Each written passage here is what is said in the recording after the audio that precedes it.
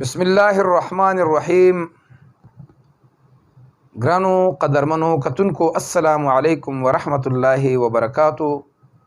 د خوبونو د تعبیر د سلسلې د یو نوي ویډیو سره تاسو په خدمت کې بیا حاضرم. نو کتونکو د پاره دا یو خبره ز هر ویډیو کې وکوم چې خوبونه په درې قسم دي.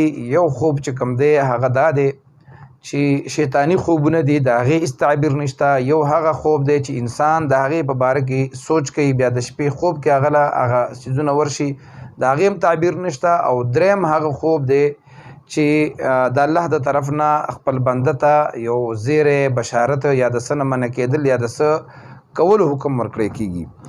دغه رنګې حضور اکرم صلی الله علیه وسلم فرمایي چې د خوب چې کوم دی دا د نبوت 46 درجه ده.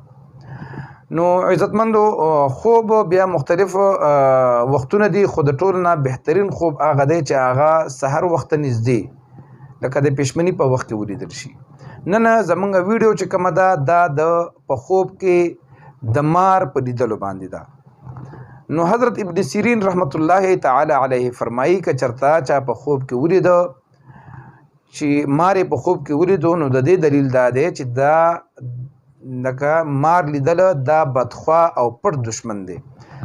که چا په خپل کور کې مار ولیدو نو دا دلیل دا دی چې د په کور کې دننه د څوک دشمن دی. او که داسې چې د کور نه بار وکتو نو دلیل به دی چې دشمن د بهر دی.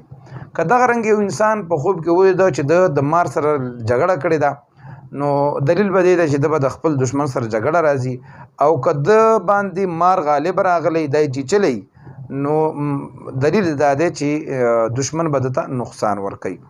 او دغه رنګې که چا ولیدو چې په خوب کې مار مړ کړی دی نو دا دلیل دی چې دا به الله رب العزت بدله په دشمن باندې فتح ورکوي.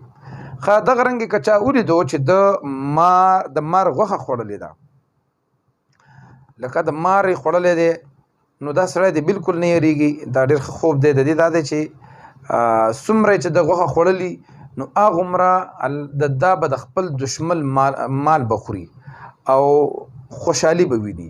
دویم دلیل دا دی چې خوشحالي به ویني. او که چېرته خوب کې داسې ولیده چې د مار دوه ځای کړی دی، دوه ټوټې کړی دی، نو د هغې هم دغه تعبیر دی چې په دشمن باندې به د الله غلبه ورکوي او خوشحالي به راځي. که دغه رنګې چا په خوب کې مړ مار ولیدو چې مړ مار دی نو دا هم ډېر بهترین خوب دی. الله رب العزت به دا د هر شر او آفت او مصیبت نه وساتي.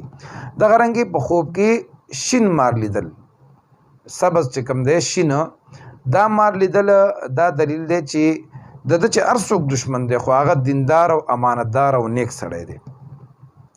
او که چا زیړ په خوب کې ولیدو نو دا دلیل دی چې د ده دشمن هغه سړی دی چې بیمار دی، نو هغه په رشتهدارانو هم کیدی شي، د بهر هم کیدی شي.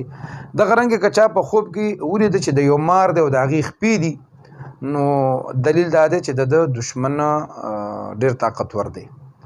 او که چا داسې ډېر زیات ماران ولیدله او دا داسې ولیدل چې دا ماران دا تنګی او راځي او دا ترې منډې وایي نو دلیل دا دی، تعبیر دا دی چې د دې په خپلو رشتهدارانو کې په خپلوانو کې ډېر زیات دشمنان دي. او که چېرته چا په خوب کې ولیده چې مار د ده د پوزې نه یا د تش امتیازو ځای نه یا د ډکو د امتیازو ځای نه ووته نو دا دلیل به دی چې د ده زوی به د ده دشمني او د ده زوی به مخالفت د ده کوي، د ده دشمني به کوي. دغه رنګې که چا چېرته په خپل کټ کې په پالنګ کې ولیده، د خوب کې ولیده چې د مار مړ کړ نو دا د پریشانۍ خوب دی. دا داسې د دې دلیل دا دی چې د ده کور ودانې چې کومه ده هغه به وفات کېږي. او دغه رنګې که چا چېرته یو خوب کې مار ولیده چې د ده د ګریوان نه یا د ده د خولې نه مار وتی او هغه بیا په ځمکه ننوځي نو دلیل دا دی چې دا سړی دا لیدونکی د خوب چې کوم دی دا به وفات کېږي، مړ کېږي به.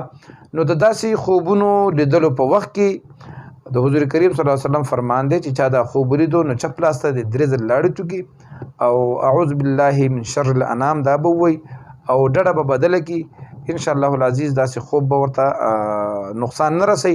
او بل خبره داسې ده چې داسې هم کولی شي چې استغفار او صدقات ورکي، نو کوم چې د شر رسولو خوبونه دي نو ان شاء الله العزیز الله رب العزت به د صدقې په وجه او د نوافلو د عبادتو په وجه د دنه لري کی. نو ګرانو کتونکو ان شاء الله د نوې ویډیو سره به یو ځل ستاسو په خدمت کې بیا حاضرېږم. تر هغې پورې مال اجازت راکړئ. د لوی الله په امان.